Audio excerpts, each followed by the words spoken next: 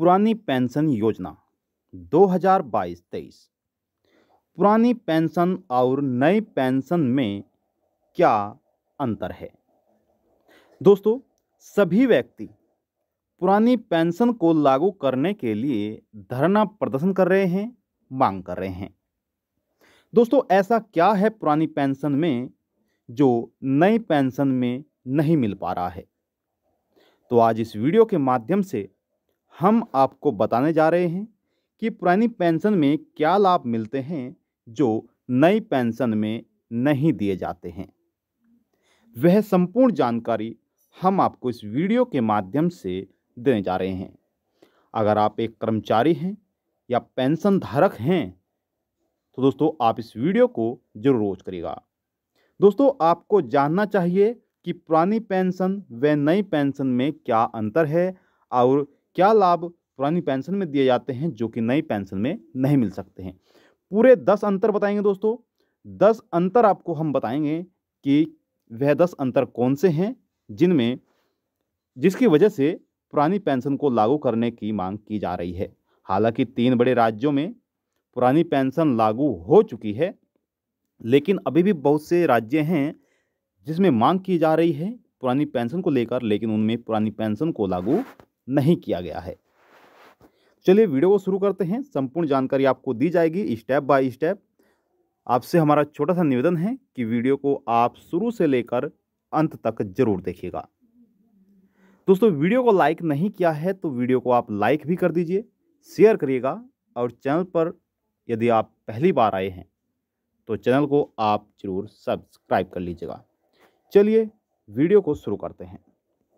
दोस्तों, पुरानी पेंशन को लागू करने के लिए सभी राज्य के लाभार्थी मांग कर रहे हैं, लेकिन नई पेंशन योजना के अंतर्गत दिया जा रहा लाभ लाभार्थियों को स्वीकार नहीं है। वह मांग कर रहे हैं पुरानी पेंशन का। आखिर पुरानी पेंशन में क्या क्या लाभ दिए जाते हैं जो कि नई पेंशन में नहीं दिए जाते, तो उसी के बारे में हम आज यहाँ पर जानकारी प्राप्त करने वाले हैं कि दोस्तों नई पेंशन में क्या लाभ नहीं मिलते हैं। हालांकि 3 बड़े राज्यों में, जैसे कि हमने आपको बताया है कि 3 बड़े राज्यों में दोस्तों यहाँ पर जो आपकी पुरानी पेंशन है वह लागू कर दी गई है। वह 3 राज्य कौन कौन से हैं, चलिए उसके बारे में भी हम आपको बता देते हैं। फिर शुरुआत करते हैं अंतर की कि क्या क्या इनमें अंतर है। तो यहाँ पर दोस्तों जो हाल ही में पुरानी पेंशन को लागू किया गया है वह राज्य है आपका झारखंड। झारखंड राज्य में दोस्तों अभी 2 दिन पहले ही पुरानी पेंशन को लागू किया गया है, लेकिन इससे पहले छत्तीसगढ़ में भी पुरानी पेंशन को लागू कर दिया गया है। राजस्थान राज्य में भी पुरानी पेंशन को लागू कर दिया गया है। ठीक है दोस्तों, अगर आप भी पुरानी पेंशन की मांग कर रहे हैं, पुरानी पेंशन को आप लागू करवाना चाहते हैं, तो आप अपने राज्य का नाम जरूर बताइएगा। चलिए आगे बढ़ते हैं। क्या है नई पेंशन और पुरानी पेंशन स्कीम में अंतर? तो सबसे पहले हम यहाँ पर जानेंगे पुरानी पेंशन के बारे में। ठीक है दोस्तों, पुरानी पेंशन के बारे में जानेंगे, उसके बाद हम आपको नई पेंशन के बारे में बताएंगे। तो यहाँ पर दोस्तों पहला जो अंतर है वह ये है कि जीपीएफ की सुविधा दी जाती है। ठीक है, अब दोस्तों यहाँ पर विस्तार से नहीं बता सकते क्योंकि जीपी का क्या मतलब होता है, जीपी क्या होता है, क्योंकि ये वीडियो काफ़ी लंबा हो जाएगा, तो हम शॉर्ट में बता रहे हैं आपको। तो आप बने रहेगा। अगर आप फुल फॉर्म में भी जानना चाहेंगे तो आप कमेंट बॉक्स में जाकर कमेंट कर सकते हैं दोस्तों, आपको विस्तार पूर्वक भी बताया जाएगा। साथ ही नंबर 2 पर बताया गया है पेंशन के लिए वेतन से कटौती नहीं की जाती। यानी कि कोई कर्मचारी है तो उनकी जो वेतन होता है उसमें से कटौती नहीं की जाएगी पेंशन के लिए। ठीक है, फिर नेक्स्ट पर नंबर 3 पर है कि रिटायरमेंट पर निश्चित पेंशन यानी कि अंतिम वेतन का 50% गारंटी दी जाती है।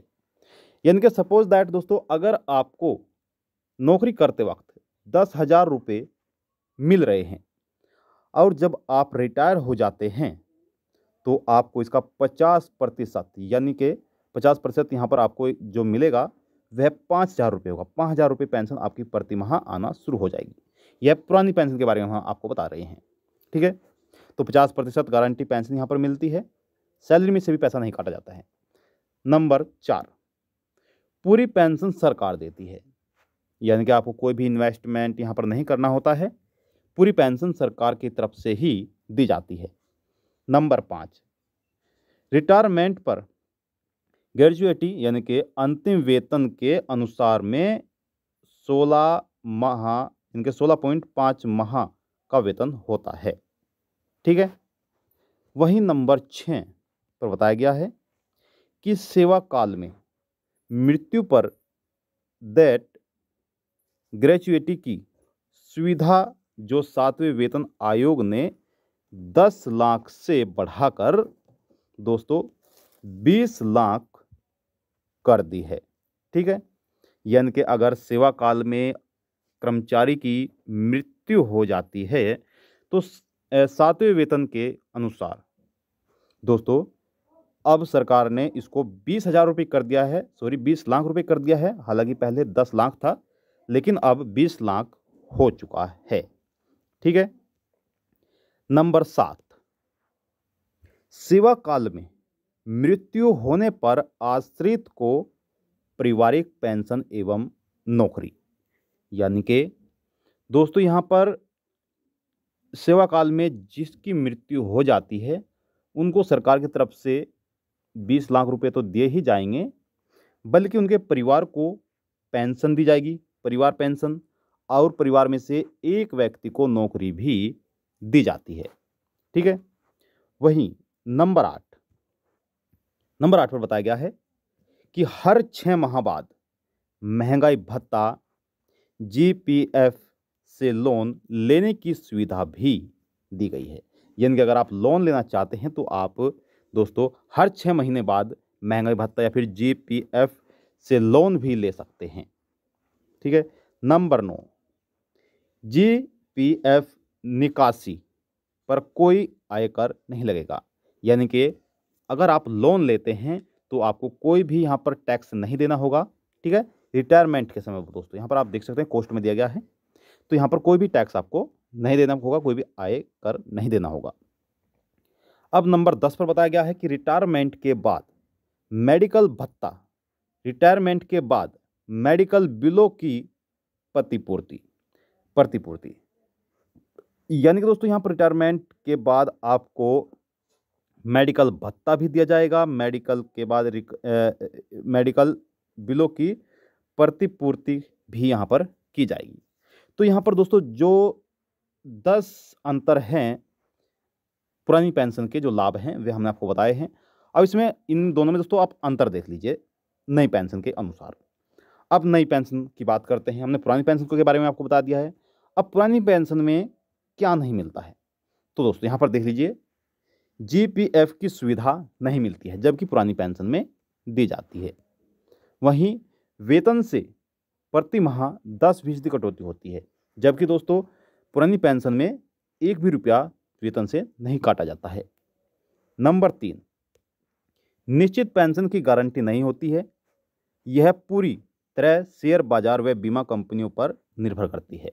ठीक है, यानी कि यहाँ पर जो निश्चित पेंशन होती है पुरानी पेंशन के अकॉर्डिंग पूरी गारंटी दी जाएगी और 50% पेंशन भी दी जाएगी, हमने आपको शुरुआत में बताया है। लेकिन दोस्तों इसमें नई पेंशन में ऐसा कुछ भी नहीं है, यहाँ पर आपको कोई भी गारंटी नहीं दी जाती। नंबर 4 पर बताया गया है कि नई पेंशन बीमा कंपनी देगी। यदि कोई समस्या आती है तो बीमा कंपनी से ही लड़ना पड़ेगा। ठीक है, नंबर 5, रिटायरमेंट के बाद मेडिकल भत्ता बंद, मेडिकल बिलों की आपूर्ति नहीं होगी। यानी कि दोस्तों पुरानी पेंशन के अकॉर्डिंग आपको यहाँ पर देखा जाए तो पुरानी पेंशन में आपको मेडिकल भत्ता भी दिया जाएगा और यहाँ पर मेडिकल बिलों की भी प्रतिपूर्ति भी की जाएगी, लेकिन नई पेंशन में ऐसा कुछ नहीं है। ठीक है, नंबर 6, पारिवारिक पेंशन खत्म। ठीक है, अगर कर्मचारी की सेवा करते वक्त उनकी मृत्यु हो जाती है तो दोस्तों पुरानी पेंशन में उनको पेंशन भी दी जाएगी और उनको फंड भी मिलेगा।